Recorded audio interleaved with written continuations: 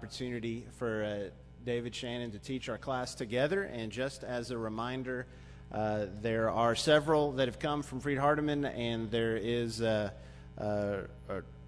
guess that's the mobile information center out back out of the fellowship hall entrance, and they'll be happy to stick around and to talk with all of us afterwards.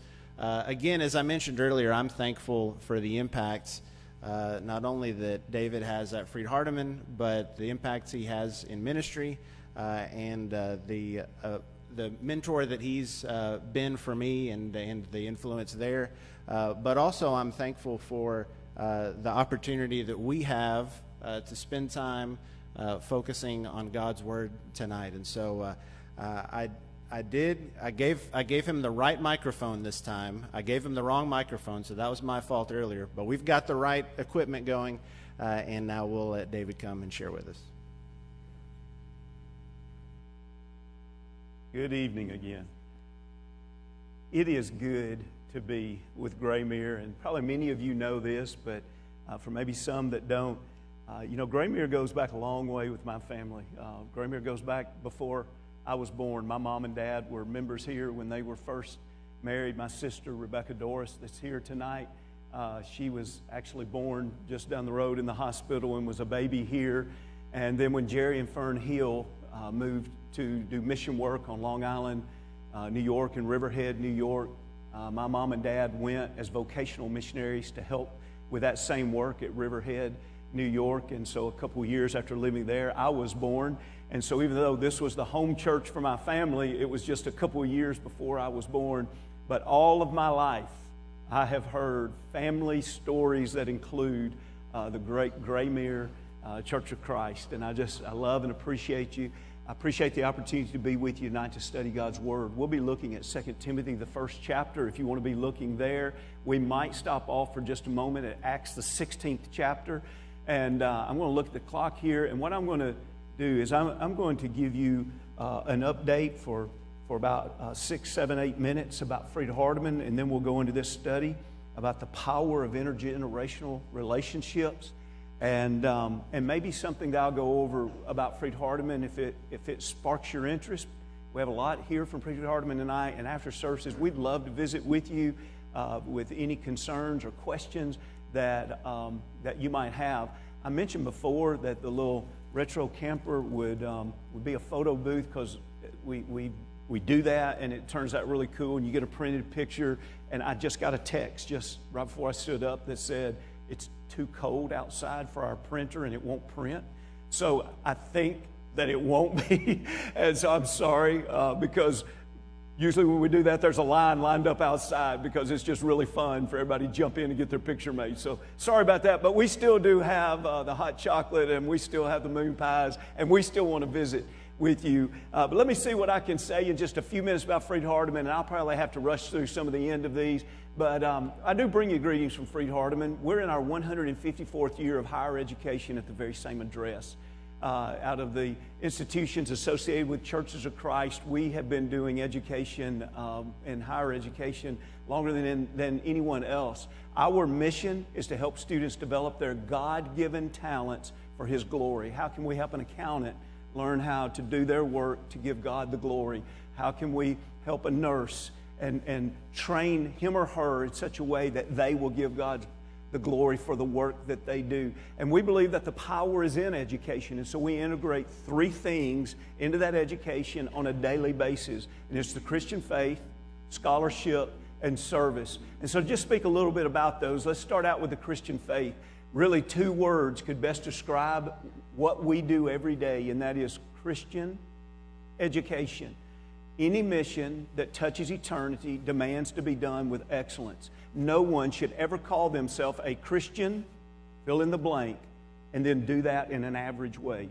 You shouldn't call yourself a Christian family and be casual about your Christianity.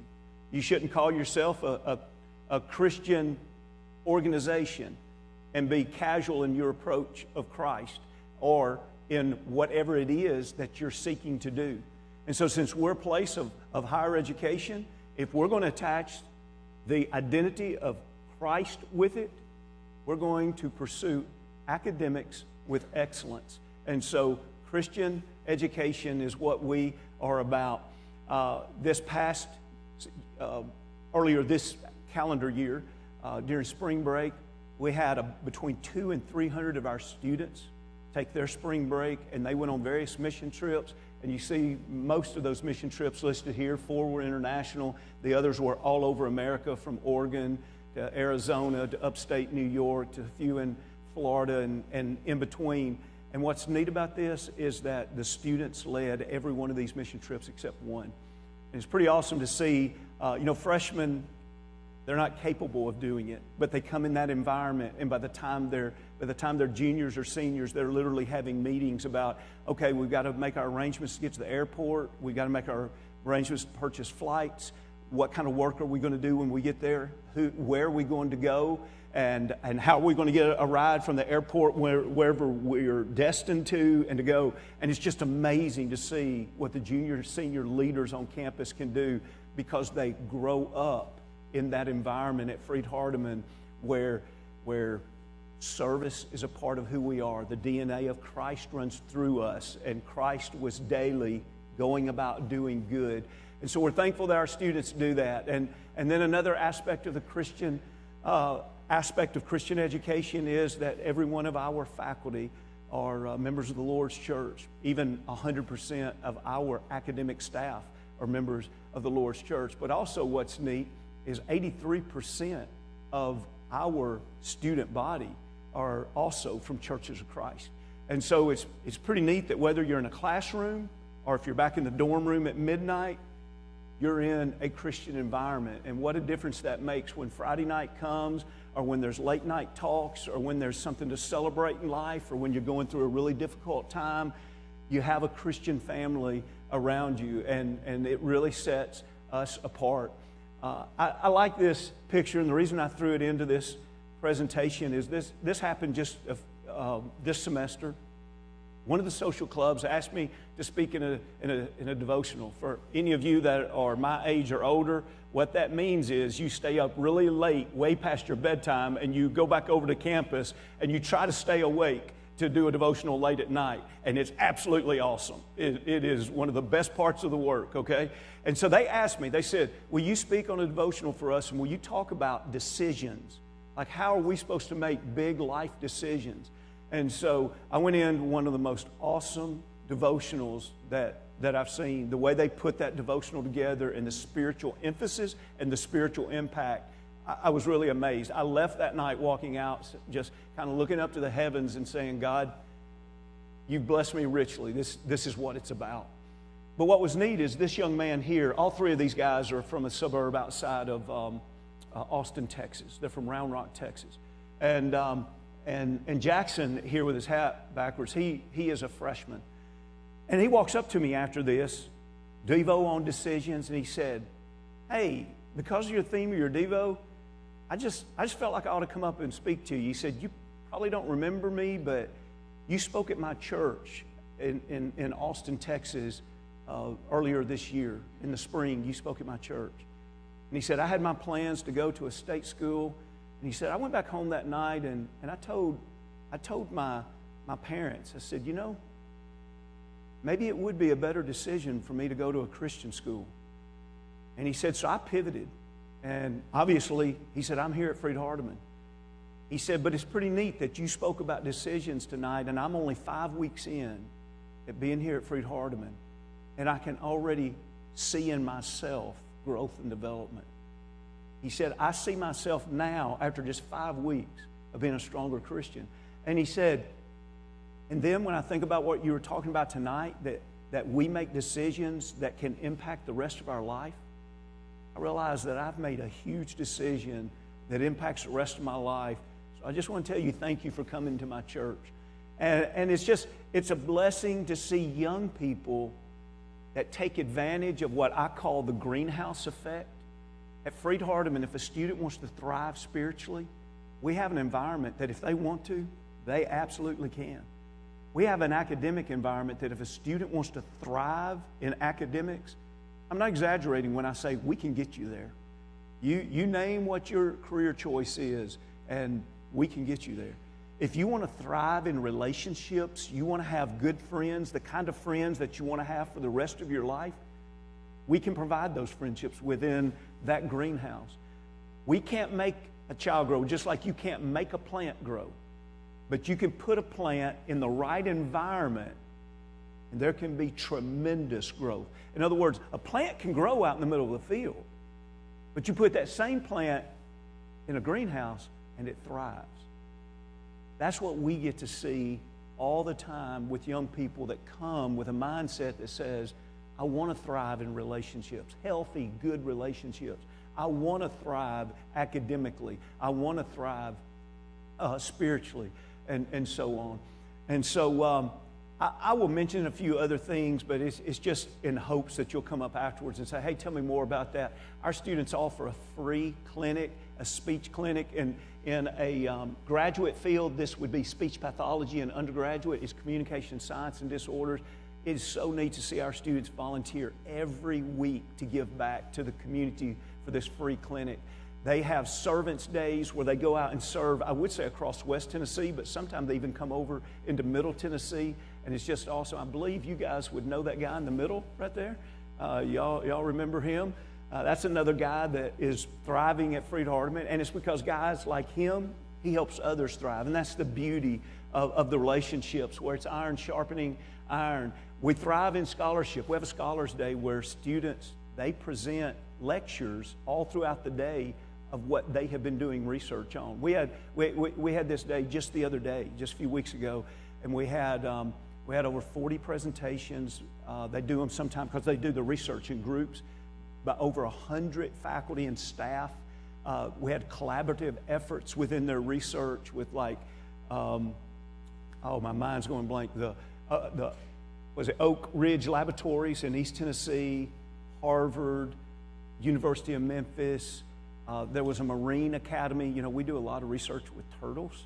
If you know Freed-Hardeman well, some of you would know that. It's been going on for a lot of years. And so there's also Marina Academy that we did research with. And so, but what I'm getting at, it's awesome to see this bar of scholarship set, where the idea is, whether you're faculty or student, we expect you to be a continual learner.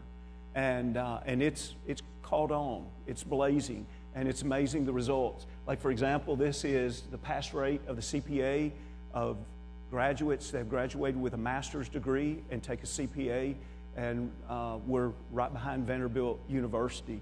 Some people are shocked when they see that Freed-Hardeman's there. I promise you, you go in our College of Business and you watch it operate on a daily basis, you wouldn't be shocked at all. You might be saying, I'm surprised we weren't higher than Vanderbilt on that.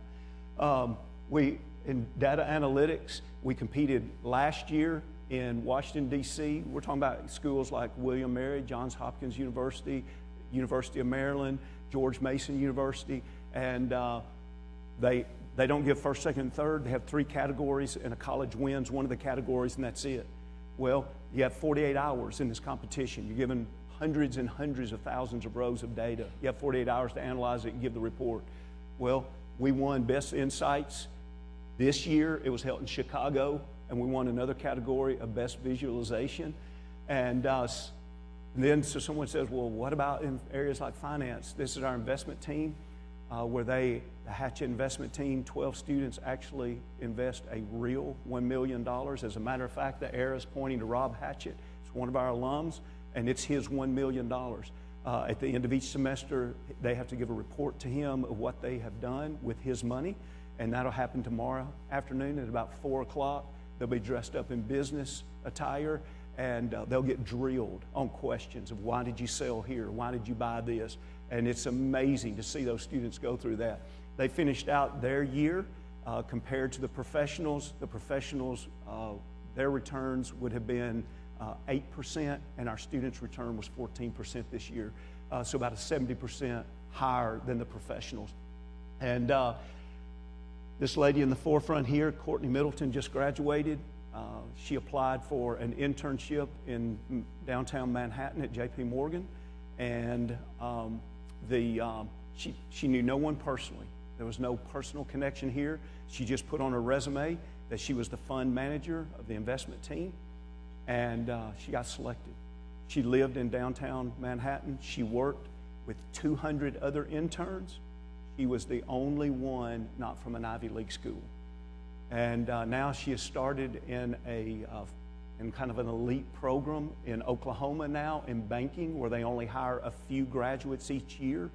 And it's an accelerated program to say, we believe you are the ones that will be the next leaders in banking. And now she's making really nice money, and she's in this accelerated program. Two blonde-haired young ladies at the forefront of that picture. They're both working today in the big four accounting firms. And so it's neat to see them pursuing our students for internships and job opportunities. Our graduate students, these are the ones, nursing students, they graduated this year, this May, and they took the NCLEX, and this is the Henderson campus, 100% pass rate. That's not common. Like if you Googled how many would graduate with a BSN and pass, first-time pass rate, first-time take, 100%. There'd probably only be a few in the state of Tennessee. There's 51 that have nursing graduates. There would only be like probably 3 or 4 this year that have 100% pass rate. Thing for us at the Henderson campus, this isn't just the first year. It's not the second year. It's not the third year. It's not the fourth year. This is our 5th year in a row to have a 100% pass rate. There's probably not another institution in the nation that has done that. And I wish I had time to tell you the reports we get back from doctors that work with our graduates. And we get the reports back within the first few months that they're blown away. But think about it. It's a field like this especially where you take that academic rigor where they come out highly trained, but then they have the DNA of Christ, where they have that care, the soft skills, the genuine love for patients. And it just puts together amazing nurses.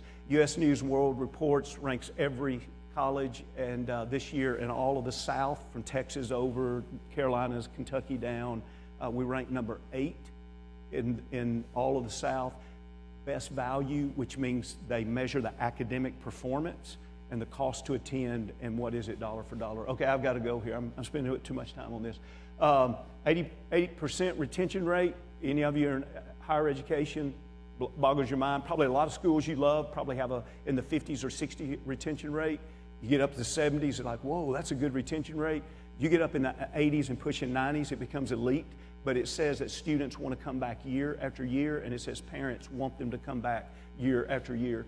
A lot of things are happening on campus. Paul Gray was totally renovated, over a $4 million renovation. It's almost prettier than the day it was built, probably. And now Hall Rowland is going through that very same thing now, and will open up next year, and we're excited about that. A new dining hall is under construction. If you squint your eyes, you say to the right the beautiful words, Chick-fil-A. We'll be one of the only colleges that has a full menu Chick-fil-A in the country. And so we're really excited about that, of course. Lloyd Auditorium, one of the largest, it's probably still the largest auditorium in West Tennessee. It'll go under a major renovation, about a $7.2 million renovation. And of course, a lot of good in the brotherhood takes place in that auditorium. And we're thankful for the good there. We invite you to come and visit us. We'll have lectureship February 4th through the 8th, and it's still one of the largest lectureships in the brotherhood. Be well over 100 sessions. We're studying Revelation this year, and we brought in like one of the best speakers for keynotes. We pictured him right there in the center, front and center. You do not want to miss that guy. It's going to be awesome. And come for Making Music a few weeks after that. Making Music's always a lot of fun.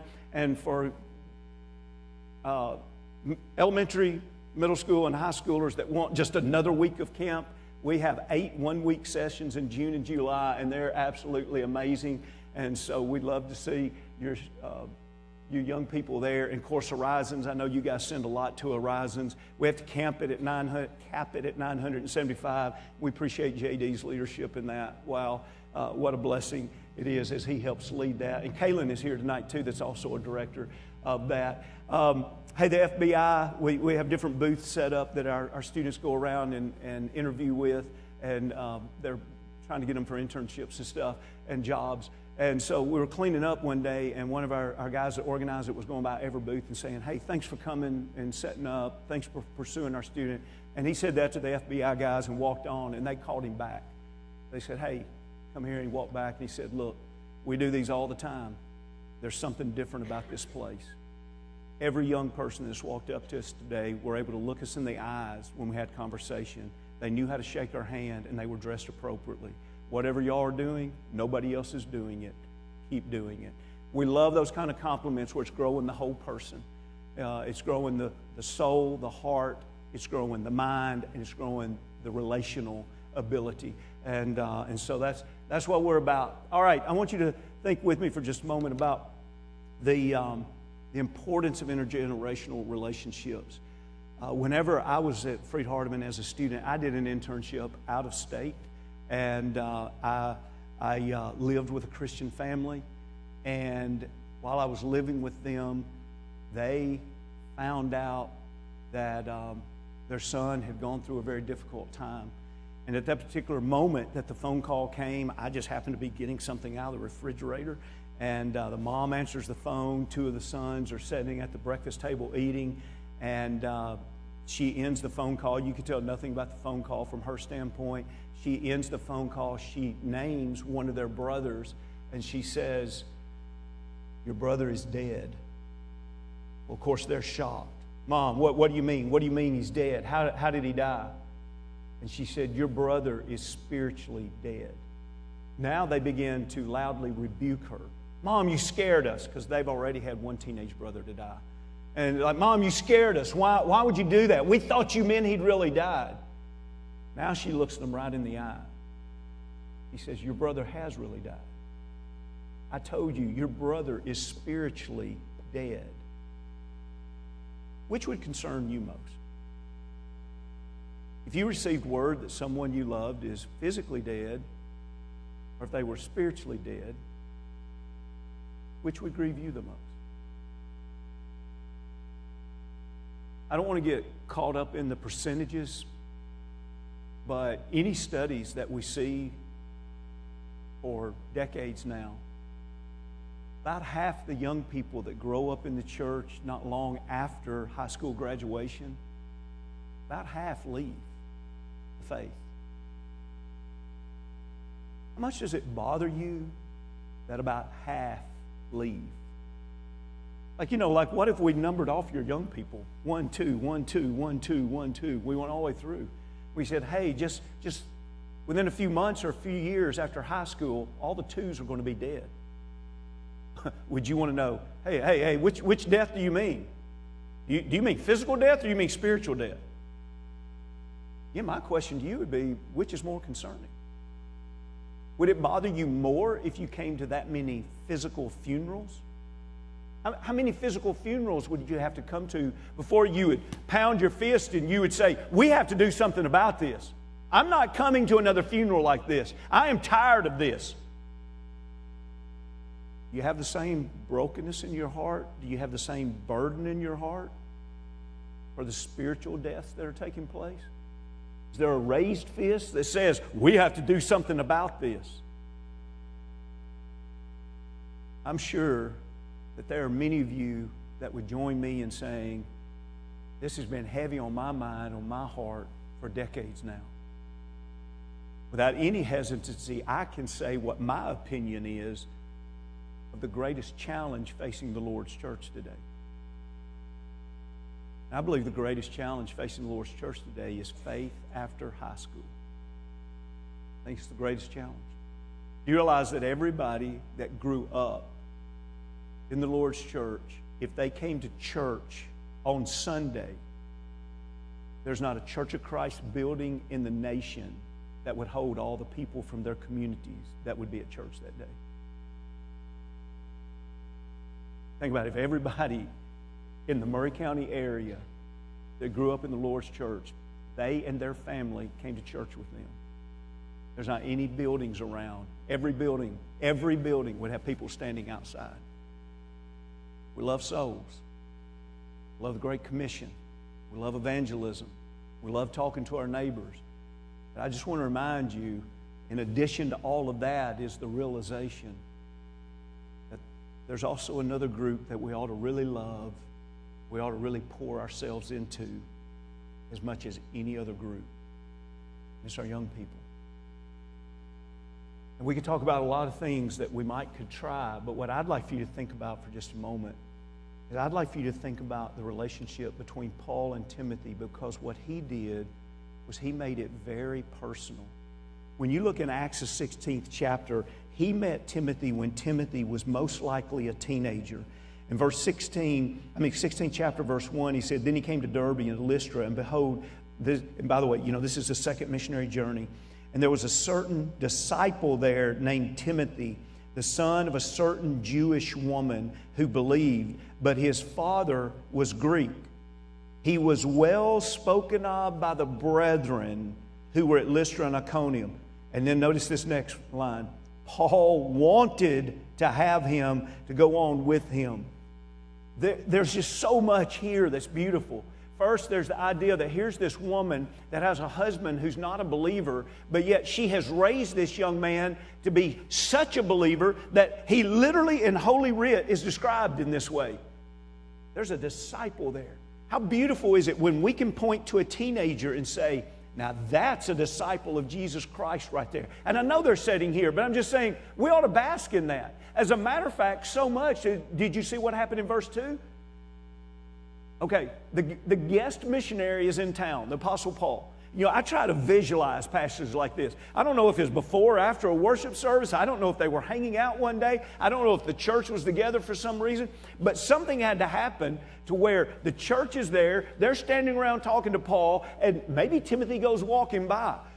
Whatever it is, at some point, verse 2 tells us, the brethren in the church begin to make compliments about Timothy to Paul.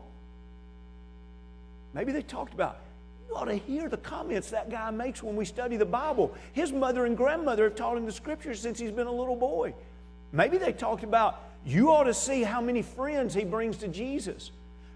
Maybe they talked about, you wouldn't believe how good he is to his grandmother and all her widow friends. Oh, he's such a good... Look, I don't know what all they said, but here was a young man that was a disciple that when the brethren got through complimenting him to Paul, Paul's response is, I want a young man like that to go with me on this mission trip. But you know what? There's a lot more to that. Perhaps it started just go with me on this mission trip. But it evolved into, hey, young man, me and you, we're walking through life together. We're going from here to eternity together. That's why I love to read this passage and then flip over and read 2 Timothy, because 2 Timothy, the first chapter, is the last writing we have by Paul. And it's to Timothy again. Now at this time, the seasons have shifted, right? Now Timothy's not a teenager. Timothy now is a middle-aged man.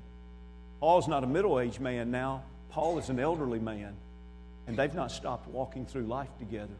So as we kind of start bringing this around to a close, I want us to read together about 8 verses here. And I'll make some brief comments. But for my comments to make sense, I want you to think about this. We're going to see in the way that he's writing to Timothy that his relationship with Timothy has become very, very personal. It is a genuine relationship. In other words, what I'm getting at is how can the people in this congregation make a huge impact on the lives of these young people? I believe it's going to only happen whenever many get into a genuine relationship with someone that's not in your season of life. And that means you have to become comfortable with having a genuine relationship with us again. And then finally, he calls him to have a genuine courage. Son, I know you're afraid right now. That didn't come from God. I want to encourage you to lean on things that come from God. And so here's how it sounds. By the way, will you picture this with me? There was a day where Timothy got mail.